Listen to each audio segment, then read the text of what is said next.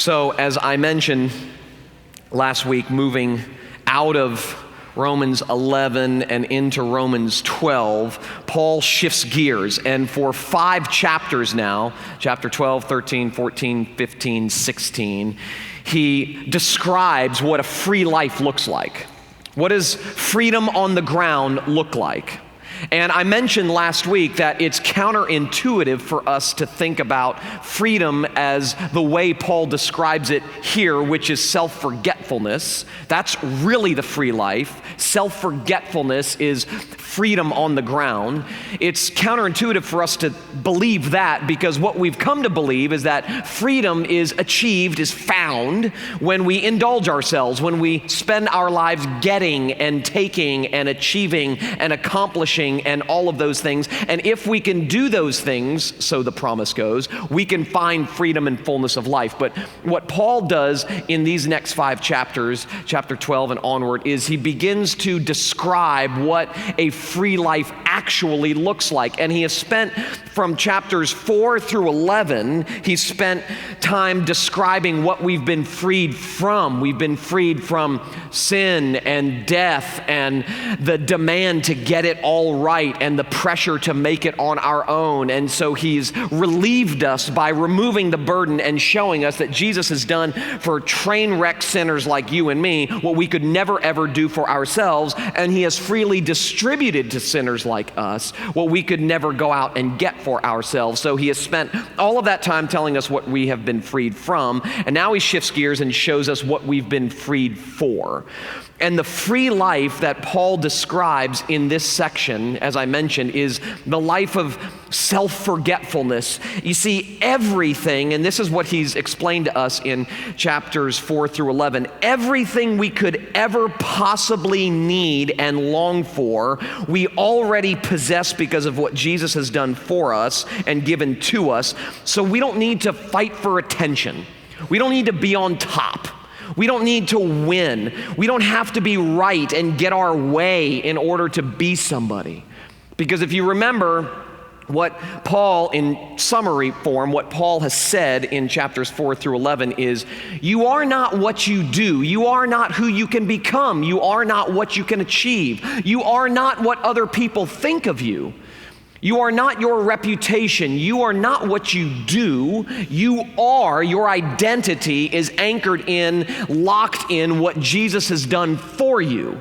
Well, when you understand that, when that grips your heart, then you realize I don't need to manipulate people in order to find meaning. I don't need to generate my own value. I don't need to secure my own worth and those sorts of things. And that is absolutely freeing. It's remarkably liberating. So he describes in these chapters a life of giving and deference and turning the other cheek and serving and loving.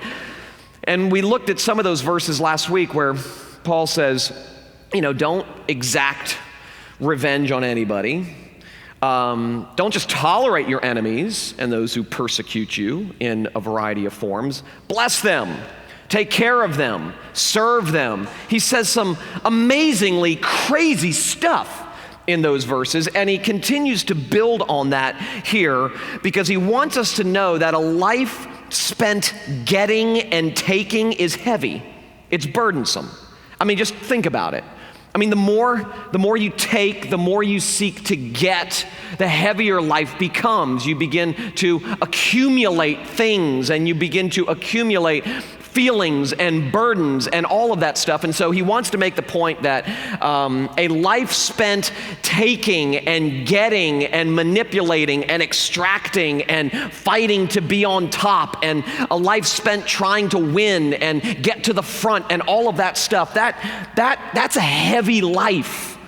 And what Paul wants to show here is that Jesus' work on our behalf makes life light. And this is what he's describing. He's describing the light life. He's describing the free life. So the good works that Paul calls for in this section are not called for, remember, we talked about this 2 weeks ago, are not called for to establish standing with God. Paul gives us a blueprint for the free life and calls us to love and serve our neighbor, not because that love and service to our neighbor establishes our standing before God. Jesus has already established our standing before God. He calls for good works in order that we might serve our neighbor, that we might love our neighbor. And he brings up here in this section the whole issue of submission to governing authorities. And I'm like, the first time I read through it, I'm like, what in the world does that have to do with, I don't, how many of us really like the government, how many of us really trust politicians and what they do and, the court system and what they do? I'm like, what does this have to do? Paul is just wax eloquent in chapter 12 about what it looks like to love and serve our neighbor because we have been loved and served by Jesus and set free from the burden of having to get stuff from other people. So now we're free to give everything to everybody. And how in the world does he go from that to this? Submission to governing authorities? What in the world does this have to do with a life of love and service to our neighbor? And the more I looked at it and the more I read it, I realized it actually has a lot to do with it, because he's tapping into something that typically weighs us down and burdens us. Now, before I get into that, let me just say this. Just in case we think we are living during a time of governmental corruption and suppression and therefore free to ignore this section, however bad you think things may be, Paul was writing at a time where the government was way more corrupt, where there was way more oppression than anything we've ever experienced and will hopefully never experience, writing at a much worse time. The idea that Christians would submit to the Roman authorities seemed preposterous. It just didn't make any sense. When people ask me what I think about Jesus and politics, first of all, I hate politics, okay? If I really believed that the kingdom of God was flying in on Air Force One, I would have been a politician. I don't believe law can change human hearts, so I became a preacher.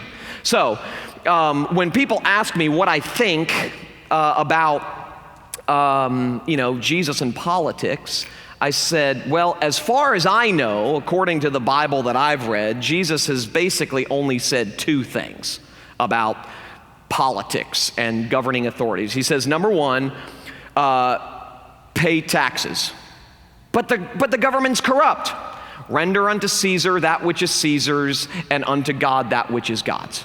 Okay, so that's basically what he said. In other words, that was his way of saying, God knows what he's doing. My Father knows what he's doing. He's not been caught off guard by the corrupt leaders that are in charge. All of these people, regardless of what you think, have been appointed by God in some mysterious way. And so just, render unto Caesar's that which is Caesar's. He doesn't ever call for a revolt, ever. And then the other thing he says is just love and pray for those in authority over you. Now, really? And the Christians of that day are going, you want us to pray for the Roman emperor? Nero used to literally drench Christians in tar and basically dig them, put them in the ground, and light them on fire as torches for his parties. Okay, this is the kind of corruption and the sickness that was going on there. And Paul has the audacity here to say, just submit to them, pray for them, serve them, honor them. And you're going, this makes no sense at all. I can't do that. And I don't want to do that. Okay, I can't do it. It just doesn't seem right. But here, what Paul's really getting at is, and he's saying that the burden to fix our corrupt culture is not on you, and you are therefore free to love and serve those who even lord it over you. You're free. You're not burdened with the pressure of having to fix everything. The Bible makes it very clear that we are not transformers of culture. We are witnesses to the one who alone can transform culture, which is Jesus. We are ambassadors, we're witnesses. But, you and I can't fix anything that will last for a long period of time.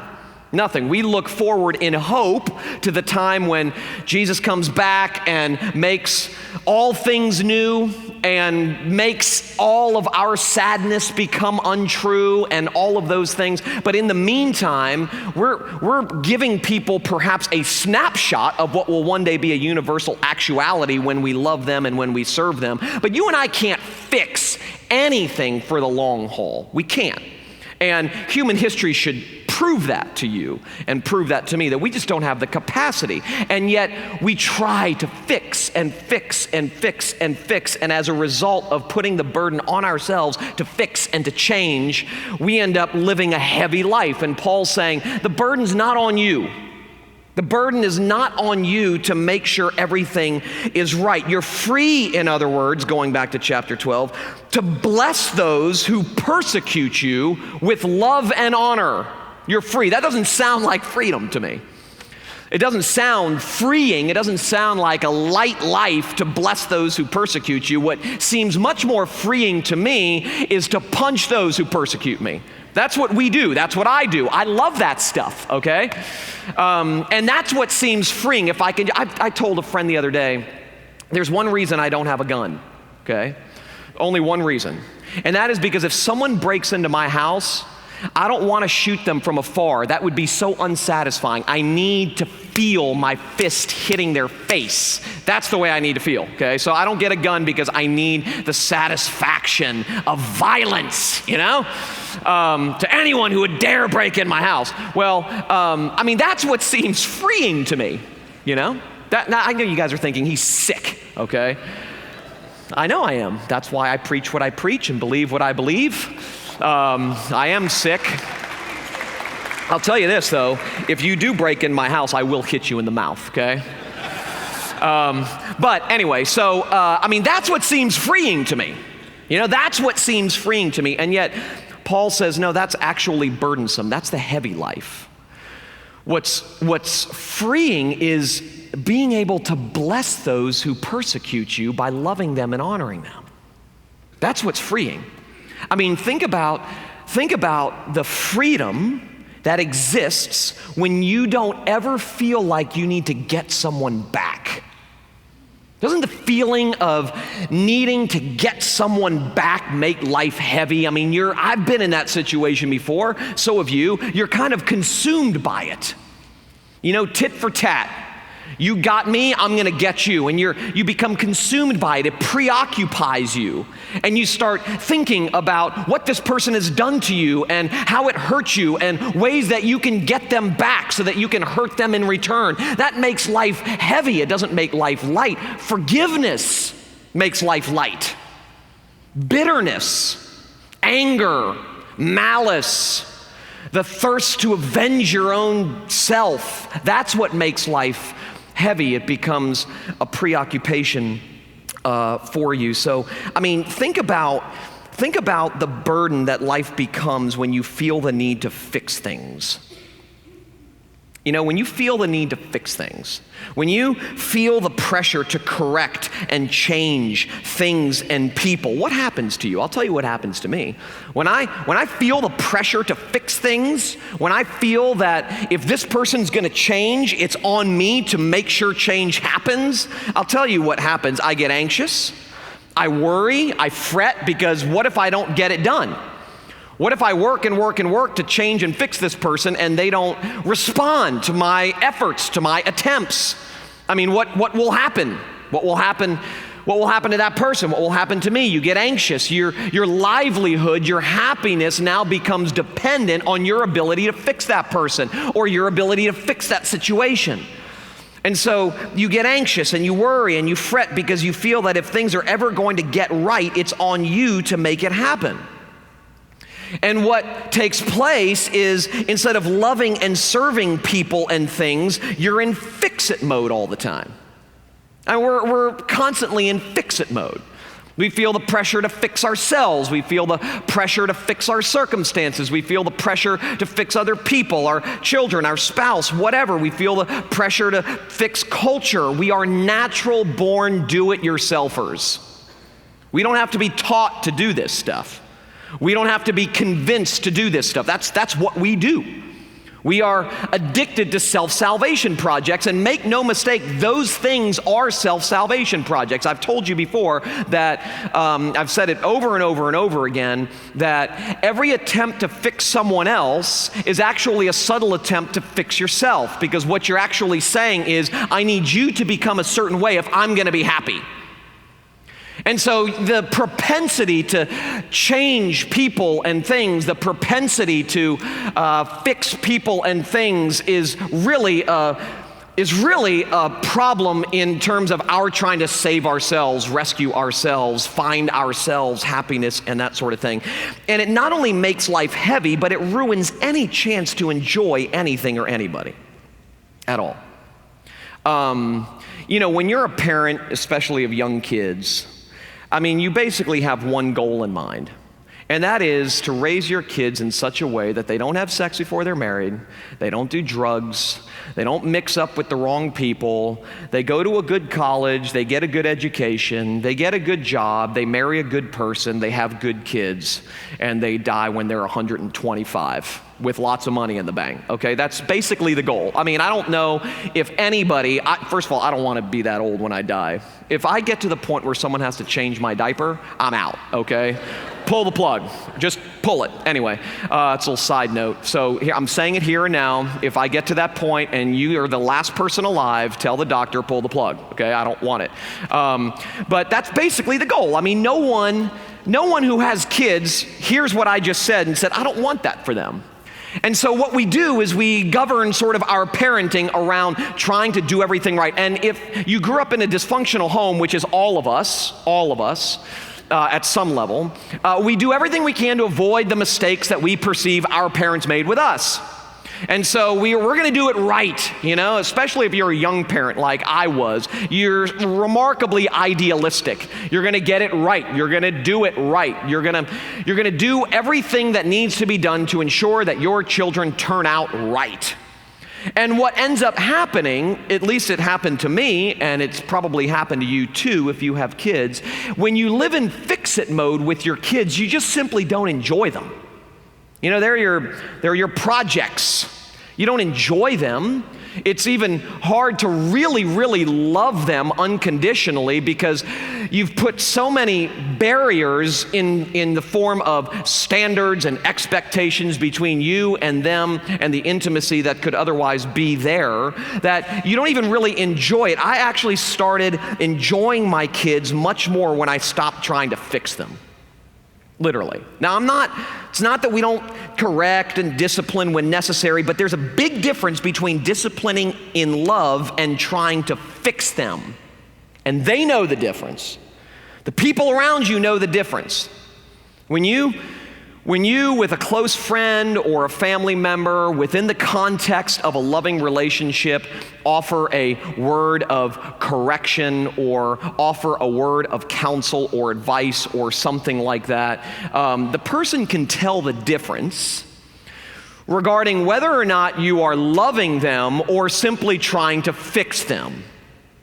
Loving them is very liberating. Trying to fix them is very burdensome, both for the one who you're trying to fix and for you, the fixer. And so, think about this. Does always trying to fix other people generate relational closeness or distance? Think about yourself.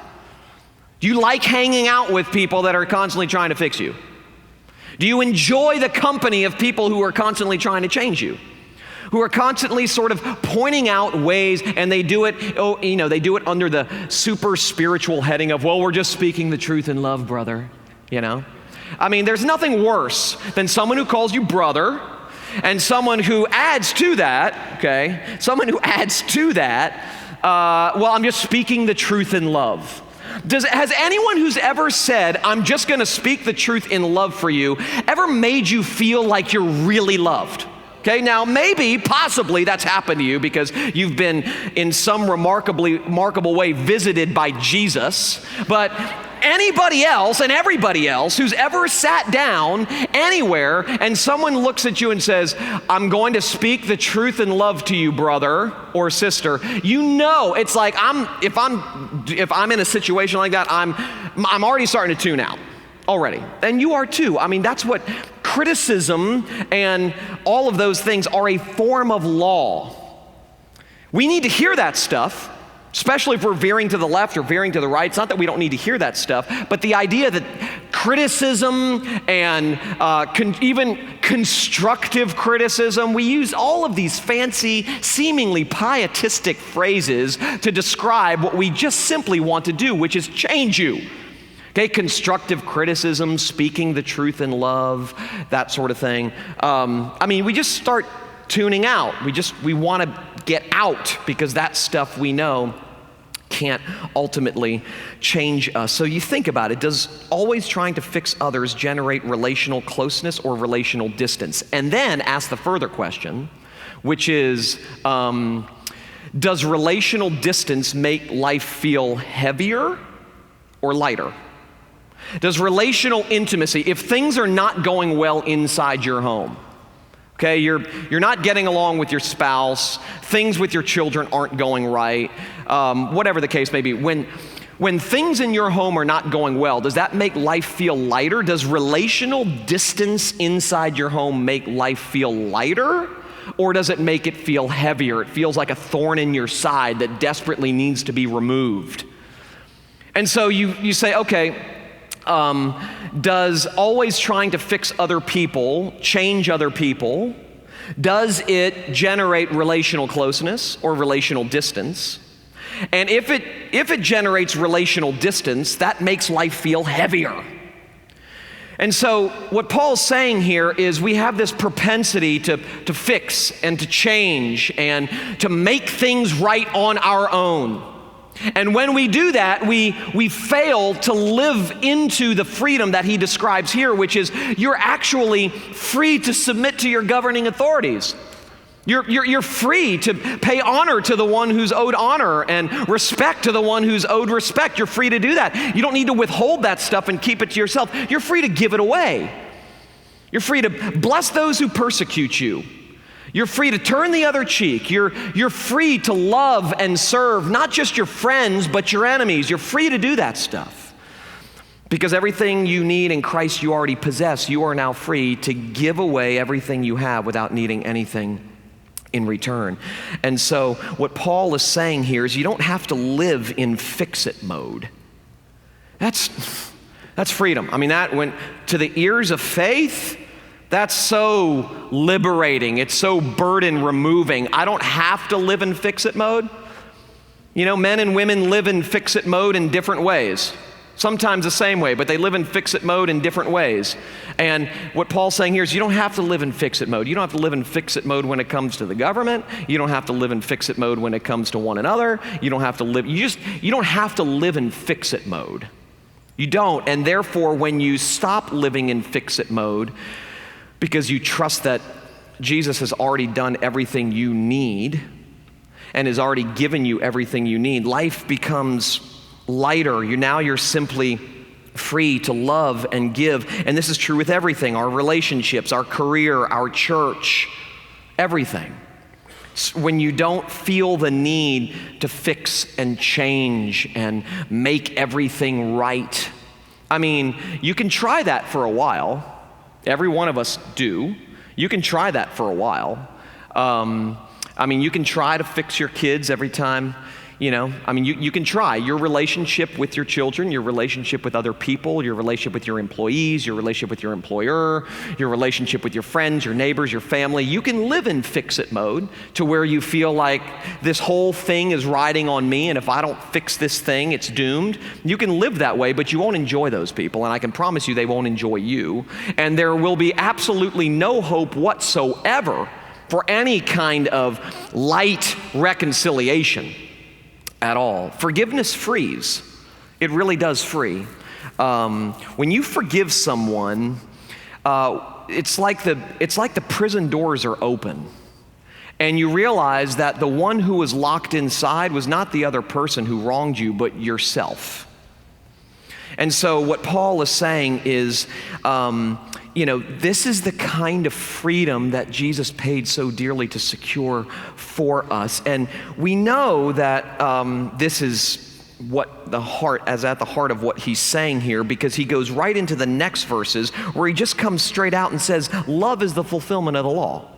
I mean, he begins that in verse 8 where he says, love is the fulfillment of the law. At the heart of a free life is the dynamic of love. Self-sacrificial, unconditional love. And he says, essentially, that law-abiding people are loving people. Love is the fulfillment of the law. And this goes back to what I was saying a couple weeks ago. The reason Paul tells us not to engage in things like look at verse 13, orgies, drunkenness, sexual immorality, sensuality, quarreling, jealousy, and he went into a bunch of other stuff in chapter 12. The reason, and he also goes into that stuff in Galatians where he talks about the works of the flesh and compares that with the fruit of the Spirit. The reason we find sections in the Bible that tell us not to engage in things like that is not because these things block God's love for us. I said that a couple weeks ago. We make the mistake of thinking that these things are laid out for us because when we fail, and we do, these things block God's love for us. But that would fly in the face and completely contradict what he said in Romans 8, which he said, essentially, nothing can block God's love for you. You didn't earn it, you can't lose it. God's love for you is anchored in what Jesus has done, not what you do or fail to do. So he doesn't lay these things out and say, avoid them, run away from them, because these things block God's love for us. The reason he lays these things out and tells us to avoid them and not to engage in them is because these things block our love for others. And love is the fulfillment of the law, and love is freedom. Love is the essence of a free life. And we have this idea that sin blocks God's love for us, and when we fail, it blocks God's love for us. Well, we have to go and rip out lots and lots and lots of pages in the Bible if we conclude that. We have to. Because there are so many places that talk about God's unwavering, unconditional love for adopted sons and daughters that cannot change. It will not waver. There is nothing that can separate you from God's love for you in Christ Jesus. Height nor depth, things above, things below, good days, bad days, whatever the case may be, your unrighteousness, your self-righteousness, your morality, your immorality, whatever the case may be. Because God has done for you what you could never do for yourself and given Jesus on your behalf. In my place condemned he stood and sealed my pardon with his blood. Hallelujah, what a Savior. I'm in forever. I don't have to worry about the vertical anymore. Okay, I don't have to be overly concerned anymore with how God feels about me, because he feels about me the way he feels about Jesus. Because I'm in Jesus. Jesus is in me. I'm clothed. As I mentioned a few weeks ago, I am locked in a prison of righteousness. I can't get out. I'm clothed. I live my life in an irremovable suit of forgiveness. That's what God says about us vertically. And now he says horizontally. So the reason I lay these things out is because I'm showing you what it looks like to love your neighbor. And when you indulge in these kinds of things, you're hurting yourself. You're enslaving yourself. And because you're not loving, you're not giving, you're taking. You're making life heavier for you when you engage in these sorts of things. And Paul is now in this section, he's focusing on the horizontal plane rather than the vertical one. He's not telling us what we need to do to keep God's love, but he's telling us what gets in the way of loving others, which is the essence of freedom. So when he says in verse 8, owe no one anything except to love each other, for the one who loves another has fulfilled the law. For the commandments, you shall not commit adultery. You shall not murder, you shall not steal, you shall not covet, and any other commandment are summed up in this word, and he makes the connection here, okay? You shall love your neighbor as yourself. And this is the way we typically read these things, because all of us are adulterers, all of us. There is not one of us, according to the Bible, there is not one of us in this room, man, woman, boy, girl, baby. That is not all, you are born an adulterer. Okay, I mean, the Bible makes it abundantly clear that we don't come into this world with clean hands. We come into this world with dirty hands. We come into this world at enmity with God because of our natural born rebellion, our natural desire to want to be our own God. So we typically read these things and go, okay, you should not commit adultery, you should not murder, you should not steal, you should not covet. When I do those things, God stops loving me. And what we do is we make the mistake that Paul corrects here, which is we think about those laws, those directives, as a way to keep God's love for us vertically. But Paul plainly puts this on the horizontal plane. Plainly. He says the reason you don't do these things, the reason you should stay away from these things, is because these things block love for our neighbor. And when we're not loving our neighbor, but rather loving ourselves by indulging in self-indulgence, life becomes heavy, and you weren't recreated for heaviness, you were recreated for lightness. You weren't recreated for slavery. You've been rescued out of slavery into freedom. And so he's saying these are the kinds of things that get in the way of your freedom. I mean, this is God's goal for you.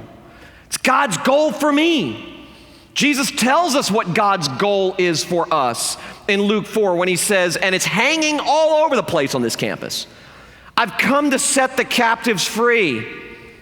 I have come to deliver freedom. I've come to give you what you can't get for yourself, which is a light life. You are perpetually prone to burdening yourselves. And I say, cast all of your cares and all of your burdens at my feet. Come to me, all you who are weary and heavy laden, and I will give you rest. I mean, my yoke is easy, my burden is light. I've carried it all the way for you. So it's a done deal. And what Paul's saying here is when you indulge yourself, when you live for you rather than for one another, life becomes heavy.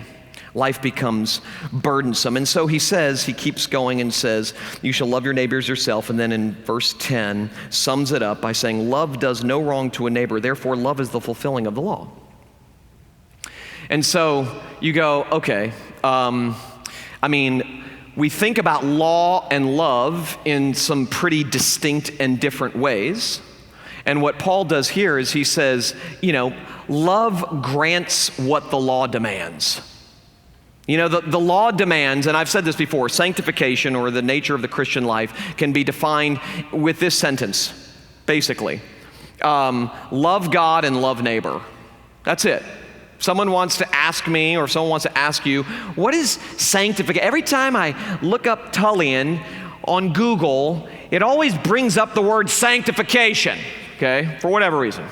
Not because I'm sanctified, but because I argue with people about this stuff all the time. What is it? What is it? We have a variety of different definitions for it. What is it? It's simple. Love for God and love for neighbor. That's it. Well, what produces love for God and love for neighbor? Is it being told to love God and love our neighbor? Do you ever love someone just because you're told to love them? We make this mistake where we actually think that when we say love me, that generates love. Love me does not generate love. I love you generates love.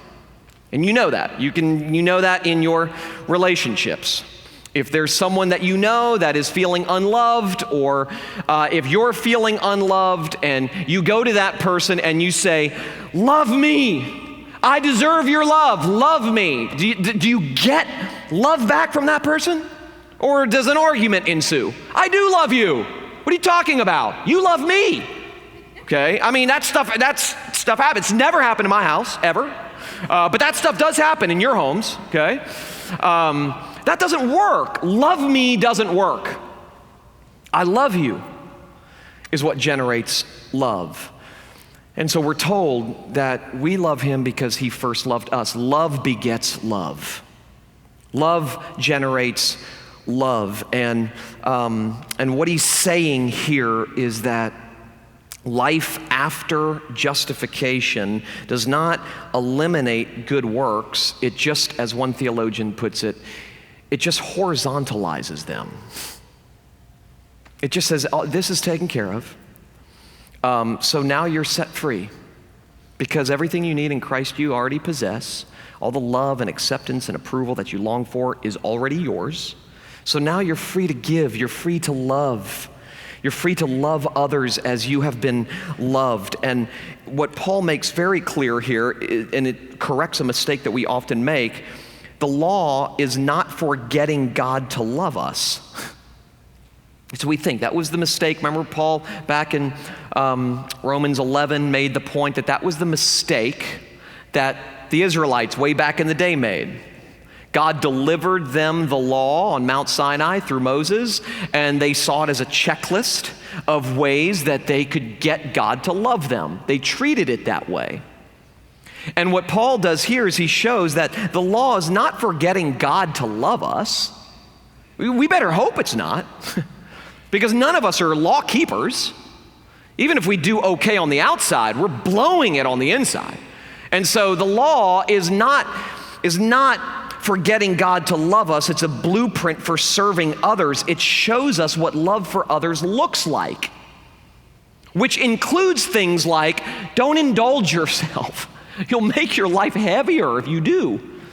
I mean, you'll make your life heavier and you won't be set free to give and to serve. And this love for others, imperfect as it may be, is only possible because God first loved us.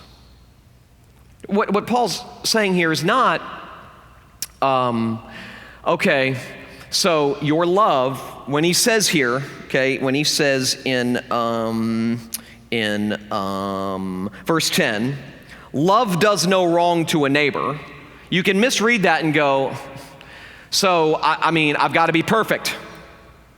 And that's not what he's saying. He's saying the dynamic of love is always other-centered. It does no wrong to the neighbor.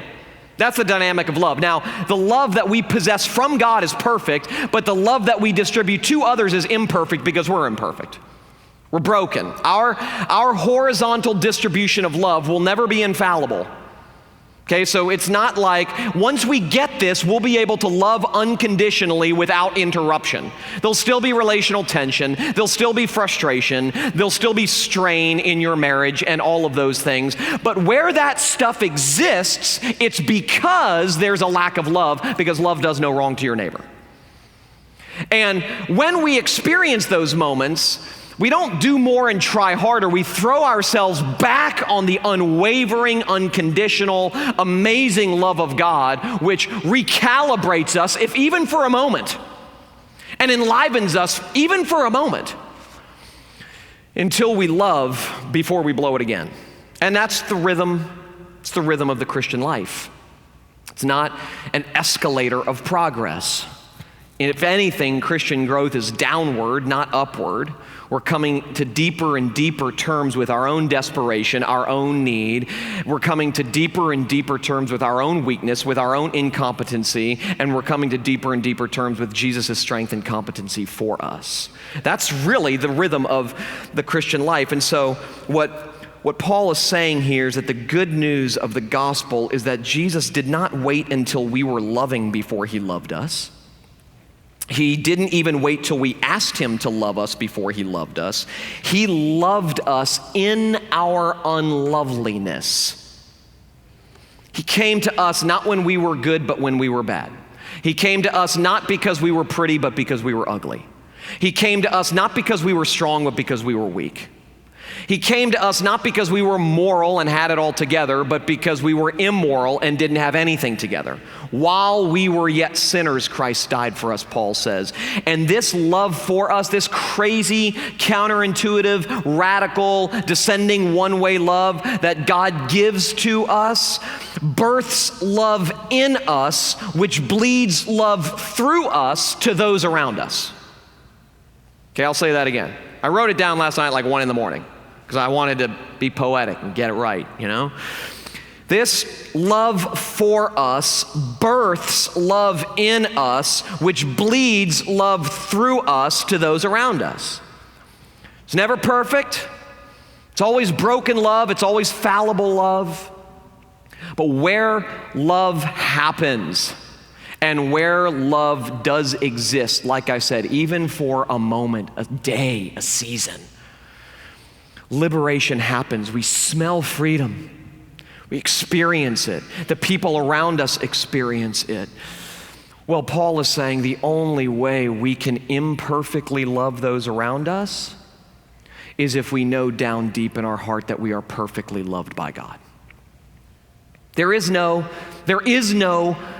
love for others if we doubt God's love for us. What might look like love for others on the outside isn't really love for others. We're loving in those moments because we need to get love back. We're making a deal. That's what we're doing. We're loving. I've said this before, but there is not one. I've done 10,000 weddings. Okay, maybe 20,000. No, maybe like 100. But I've done a lot of weddings, and of course I experienced my own wedding. And there is not one wedding I've ever experienced. There is not one couple that has ever gotten married who stands up and says "I do" to one another solely, wholeheartedly, exclusively because they want to spend the rest of their lives giving. You might think, well, no, that's what I did. No, you did not. And you don't know yourself. You're a lot worse than you think you are. I mean, it's a transaction at some level. We're not conscious of the fact that it's a conditional transaction, but it's a transaction. I mean, I'm marrying you because I expect my life to be better because of you. I need to get from you. Okay, I need to get from you, and I will give to you to the degree that I get from you. And what happens 3 years, 5 years, 3 months into the marriage when you realize that's not happening, you're not getting what you signed up for? I mean, that's when relational tension happens. Relational tension happens when you begin to realize this wasn't simply about me getting, because she's not giving or he's not giving, and therefore I'm going to stop giving. And then there's a standoff, a relational standoff. Well, you see, where love does not exist, slavery does. I mean, where love is not happening, burdens pile up. And so what Paul is saying here is that the only thing that can enable us to experience any kind of light living and liberation is love, which is remarkable to me because that's not typically the way we think. We think, well, the only way to make life work is to do everything properly, to do everything right, to avoid the bad stuff, to pursue the good stuff, to dot our I's, to cross our T's, to make sure we stay away from the bad people and hang out with the good people and do all of the things that we know we ought to do. In other words, saving ourselves by keeping the law. And what Paul's saying here is love is the dynamic that sets you free. Love is the dynamic that sets you free. God's perfect love has set you free to love others. And loving others is the free life. Let me close with this. I close my book, Surprised by Grace, with a story from Civil War days before American slaves were freed and I don't know if this is a true story or not. It could simply be parabolic. But it's a story about a northerner who went to a slave auction and purchased a young slave girl. And they walked away from the auction, and the man turned to the girl and told her, "You're free." And this is their conversation. With amazement, she responded, You mean I'm free to do whatever I want?" "Yes," he said. "And to say whatever I want to say?" "Yes, anything." "And to be whatever I want to be?" "Yep." "And even go wherever I want to go?" "Yes," he answered with a smile. "You're free to go wherever you'd like." She looked at him intently and replied, "Then I will go with you." Now, there are a lot of people out there who fear that grace-delivered, blood-bought freedom to do, say, and be whatever we want will result in loveless license. That if we trumpet this and champion this one-way, descending, unconditional love of God for sinners like us, it's going to produce apathy, and it's going to produce spiritual laziness, and it's going to produce loveless license. But as this story illustrates, redeeming unconditional love alone, not law, not fear, not punishment, not guilt, not shame. Redeeming unconditional love alone carries the power to compel heartfelt loyalty to the one who gave us and continues to give us what we don't deserve. And that loyalty that his love compels from us shows itself in loving unlovely people because we've been loved. By giving to selfish people because we are selfish and have been given to. In other words, we not just love him because he first loved us. We love them because he first loved us. And that's freedom. That's freedom. If you just stop and think about how liberating and non-stressful life would be if we'd stopped trying to get. And we won't, okay? We won't. You'll walk out of here, I'll walk out of here, and we'll seek to get the moment we walk out the door. I mean, that's just our natural default mode. I mean, we're stubborn people, okay? I've said before what John Calvin said, which is we are partly unbelievers until we die. I mean, this just seems too good to be true, and we're broken people, and therefore it's seemingly impossible to believe that this love that has been given to us is not only free, but it's perfect, and has therefore liberated me to love others. We just don't believe it. We're still trying as hard as we can to get and to take. But for those few and fleeting moments when you do believe that everything you need in Christ you have, and you're able to look at your friends, and you're able to look at your family, you're able to look at your enemies and your oppressing boss, you're able to look at the president and politicians, you're able to look at your rebellious teenager, and you're able to say, I love you with no strings attached. It's my honor to serve you with no strings attached. I'm not trying to fix you. I just want to love you. You and I both know how unbelievably liberating that is, and that liberation is only made possible because Jesus came to set the captives free by loving us now and forever.